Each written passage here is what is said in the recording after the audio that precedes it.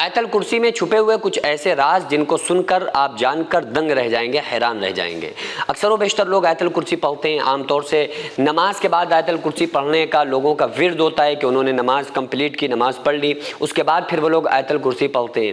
تو آیت الکرسی جو ہے نا، اس کی بڑی فضیلت قرآن آئی ہے حدیث پاک میں۔ آقا علیہ الصلوۃ والسلام نے ارشاد فرمایا، اگر کوئی بندہ 2 مرتبہ آیت الکرسی پڑھ کے اپنے گھر کی کنڈی پر، دروازے پر پھونک دے گا، دم کر دے گا، تو کوئی بھی انسان یا جنات چوروں میں سے کوئی انسان اس کے گھر پہ ڈاکہ نہیں ڈال سکتا، چوری نہیں کر سکتا، اور پوری رات فرشتے اس کے گھر کے دروازے پر کھڑے ہو کے اس کے گھر کی حفاظت کرتے ہیں، کیونکہ اس نے قرآن جو پڑھا ہے، آیت الکرسی جو پڑھی ہے، اس کی اتنی بڑی فضیلت ہے۔ ایک مرتبہ ایک روایت میں آتا ہے کہ شیطان کا یہ دعویٰ تھا نا کہ جب ہمیں یہ لگے گا کہ ہم موت کے قریب جا رہے ہیں اور اب ہمارے اوپر موت نافذ ہونے والی ہے، چونکہ اللہ تعالیٰ نے اس کو مہلت دی ہوئی ہے قیامت تک، تو اس کا یہی ارادہ ہے کہ مرنے سے پہلے ہم آیت الکرسی پڑھ لیں گے، کیونکہ جو بندہ آیت الکرسی پڑھ لے اللہ تبارک و تعالیٰ اس کے گناہوں کو معاف کر دیتا ہے، اور چاہے کتنے بھی اس کے گناہ ہوں، اور اگر یہ پڑھ کے بندہ اللہ تعالیٰ سے معافی طلب کرے تو اللہ تعالیٰ اس کو معاف کر دیتا ہے۔ یہ آیت الکرسی کی فضیلت ہے۔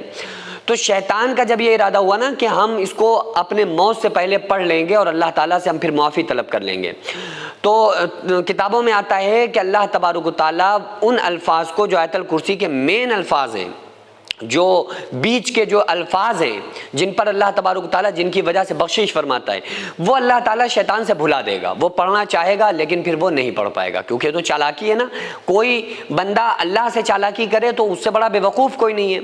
تو آیت الکرسی کے بارے میں ایک مرتبہ یہ آتا ہے، بخاری شریف کی حدیث موجود ہے کہ حضرت ابو ہریرہ رضی اللہ تعالیٰ نے ایک مرتبہ ایک مال پر نگرانی کر رہے تھے، اور ایک شخص آیا، لمبے لمبے ہاتھوں سے چوری کرنا شروع کر دی۔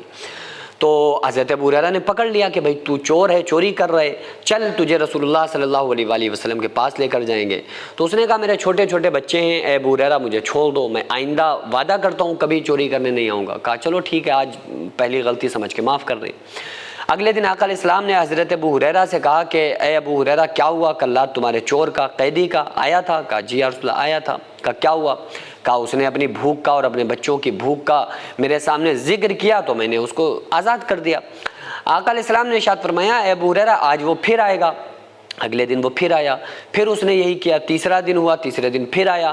حضرت ابو ہریرہ نے کہا آج تجھے ضرور پکڑ کے آقا علیہ السلام کے پاس لے کر کے جاؤں گا۔ اس نے کہا اے ابو ہریرہ مجھے چھوڑ دو، آج میں آپ کو ایک ایسی چیز بتا کے جا رہا ہوں کہ اگر آپ پڑھ کے پھونک دیں گے اپنے مال پر تو پوری رات فرشتے آپ کے مال کی حفاظت کریں گے، اور دنیا کا کوئی چور آپ کے مال کو چوری نہیں کر سکتا۔ کہا بتاؤ کیا ہے وہ؟ تو اس نے آیت الکرسی بتائی۔ تو آقا علیہ الصلوۃ والسلام کے پاس جب اگلے دن حضرت ابو ہریرہ آئے نا، پورا واقعہ بیان کیا، تو آقا علیہ السلام نے فرمایا وہ بتاؤ آیت الکرسی پڑھ کے سناؤ ہمیں۔ تو آیت الکرسی پڑھی تو آقا علیہ الصلوۃ والسلام نے ارشاد فرمایا ابو ہریرہ جانتے ہو وہ آنے والا 3 دن سے وہ جو آ رہا تھا وہ کون ہے؟ کہا یا رسول اللہ میں تو نہیں جانتا صلی اللہ علیہ وآلہ وسلم۔